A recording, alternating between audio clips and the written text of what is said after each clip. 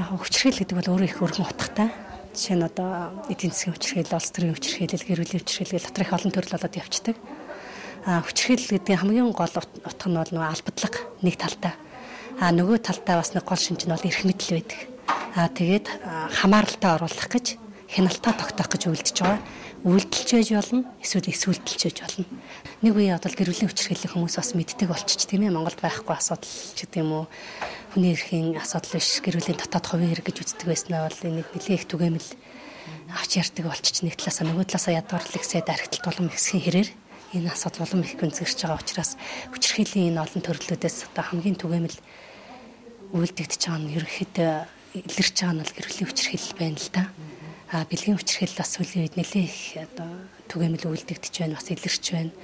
Хүний хөдөлთა, хүн амьлах гэмт хэрэг бол бас авч үздэг болчиж яг эдийн засгийн хүчирхийллийн асуудал ч гэдэг юм уу ажлын байранд дарамт тэр хэмтийн асуудлуудыг бол бас сайн гаргаж ирч чадахгүй байна. Энд чинь нийгмийн үзэл хандлагаас шалтгаалдаг шүү дээ. Өөрийгөө буруутай гэж үзэж байгаа учраас л гаргаж ирэхгүй тийм ээ, буруутгадаг учраас гаргаж ирэхгүй байна. Гэтэл одоо жишээ нь ажлын байранд дарамтын асуудлыг гэтэл дэлхийн бүх хорон тусдаа хөдөлмөрийн хуулиндаа тусдаа бүлэг болгож хуульчилсан байх жишээ нь. Зөвхөн одоо нөгөө бэлгийн дарамт гэхгүйгээр альваа дарамт.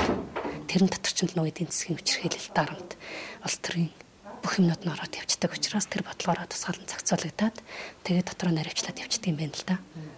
Ер нь бол хүчирхийллийн асуудлыг дэлхийд дахинд ярьж эхэлж гаргаж ирсэн цаг бол хүн төрөлхтний түүхтэй харьцуулахтай бол их залуу шүү дээ.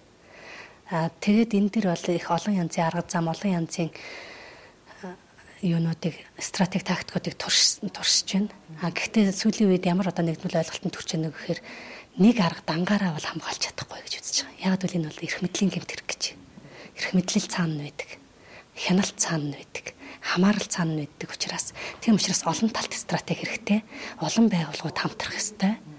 Нэг талаас нөгөө талаас бол яах вэ гэхээр нэг талаасаа хүмүүст ингээд нэг сайн сурталчилгаа ухуулга өгөөд байх юм бол өөрийгөө хамгаалж чадна гэж үзээд байсан тий.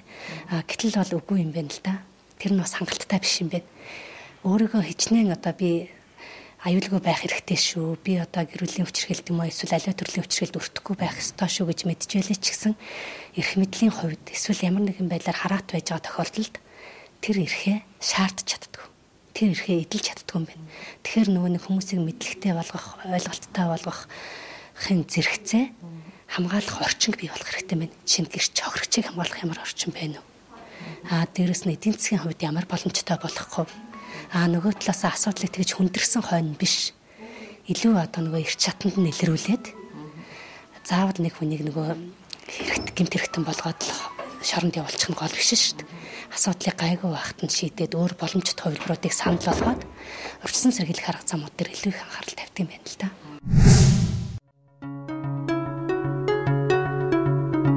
Гэр бүлийн хүчирхийлэлтэд тэмцэх тухай хуулийн 9-р зүйл. Гэр бүлийн хүчирхийлэлтэд тэмцэх, урьдчилан сэргийлэх талаарх цагдаагийн байгууллагын үүрэг. 9.1 Гэр бүлийн хүчирхийлэлтэй холбоотой гомдол хүлээн авч бүртгэх, хүчирхийлэл үйлдэгдсэн газар дээр хүрэлцэн очиж, хохирогч, хүчирхийлэл үйлдэгч болон гэрчээс асууж тэмдэглэл хөтлөх шаардлагатай бусад ажиллагаа явуулах.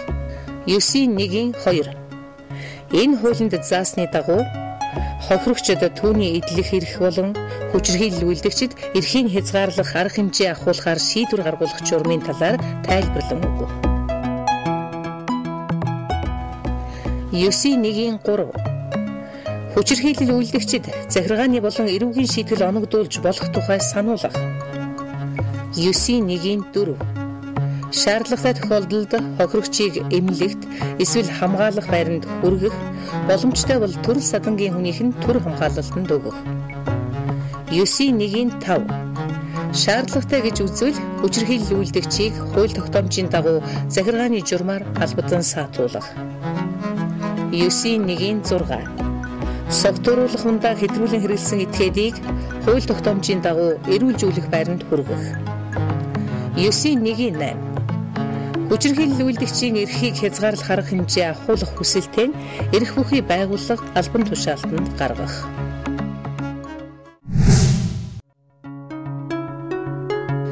Гэр бүлийн хүчирхийлэлтэд тэмцэх тухай хуулийн 15 дугаар зүйл. Хохирогчийг хамгаалах арга түүний нууцыг задруулахгүй байх талаар бусад этгээдийн хүлээх үүрэг. 15.1 Хохирогчийг хамгаалах зорилгоор дараах аргыг хэрэглэж болно. 15.1 Хамгаалах байранд хүргэх. 15.1 Эцэг эх төрөл садны хүн эсвэл хамт олонны төр хамгаалалтанд өгөх. 15.1 Шаардлагатай гэж үзвэл хүүхэд асран хүмүүжүүлэх эсвэл нийгмийн халамжийн байгууллагад шилжүүлэх.